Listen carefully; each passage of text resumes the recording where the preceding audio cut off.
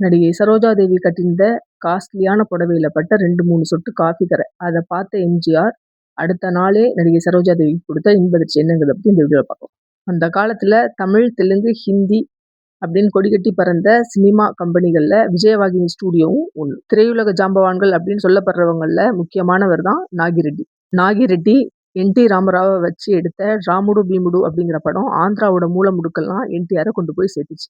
இதே படத்தை தமிழ்லயும் எடுக்கலாம் அப்படின்னு விஜயா புரொடக்ஷன்ஸ் முடிவு பண்ணியிருந்தாங்க. அந்த காலத்துல தெலுங்குல வெளியாகிற படங்களை தமிழ்ல ரீமேக் பண்றது வழக்கமான ஒண்ணா இருந்துச்சு. அந்த வகையில ராமுடு பீமுடு அப்படிங்கிற தெலுங்கு படம் தமிழ்ல எங்கள் வீட்டு பிள்ளை அப்படிங்கிற பேர்ல ரீமேக் செய்யப்பட்டுச்சு. இந்த படத்துல யாரை கதாநாயகனா நடிக்க வைக்கலாம் அப்படிங்கிற எந்த விதமான விவாதங்களுக்கும் இடம் கொடுக்காம எம்ஜிஆரை நடிக்க வைக்கலாம் அப்படின்னு தயாரிப்பு நிறுவனம் முடிவு பண்ணாங்க.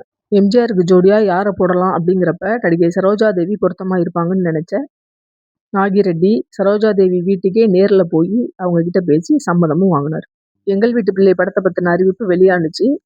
நாடோடி மன்னன் படத்துக்கு அப்புறம் எம்ஜிஆர் இரட்டை வேஷத்துல 7 வருஷம் கழிச்சு நடிச்ச படம் எங்கள் வீட்டு பிள்ளை.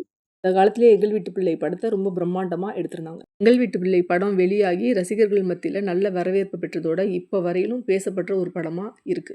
எங்கள் வீட்டு பிள்ளை படத்துல இடம்பெற்ற பாடலான பெண்ணின் உள்ளத்திலே அப்படிங்கிற பாடலோட படப்பிடிப்புக்காக நடிகை சரோஜாதேவி ரொம்ப காஸ்ட்லியான புடவை கட்டிட்டு வந்திருந்தாங்க. அந்த பாட்டோட படப்பிடிப்பு இடையில நடிகை சரோஜாதேவிக்கு குடிக்கிறதுக்கு காஃபி கொண்டு வந்து கொடுத்தாங்க.